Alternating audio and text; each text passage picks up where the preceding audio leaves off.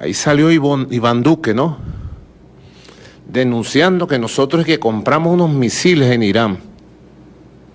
Yo les voy a decir algo, pero se los voy a decir aquí en esta reunión privada, secreta, que no se sepa.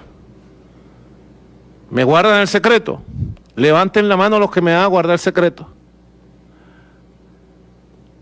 De verdad que esta idea de Iván Duque no está mala.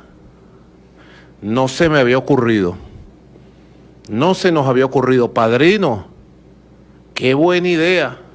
Hablar con Irán y ver qué misiles tienen de corto, mediano, largo alcance y si están en nuestras posibilidades, dado las grandes relaciones que tenemos con Irán, comprar buenas baterías misilísticas para reforzar la defensa aérea, antiaérea, terrestre, misilística de Venezuela. No es mala idea, Iván Duque. No lo habíamos pensado. De verdad, cuando yo escuché a Iván Duque dije, Dios mío, ¿y por qué no habíamos pensado eso? Si Irán tiene tremenda tecnología.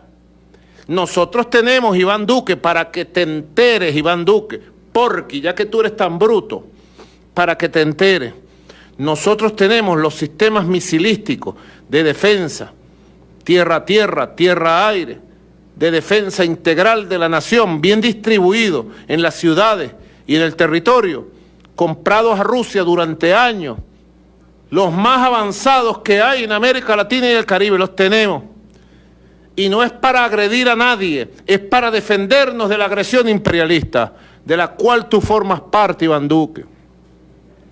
Ahora, Venezuela no tiene prohibición de comprar lo que necesite comprar en armamentos para su defensa.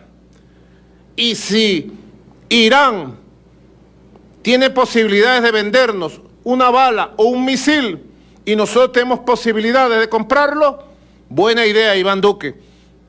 Aprobado, lo voy a hacer, lo vamos a hacer entonces. Vamos a ver, hay que estudiarlo.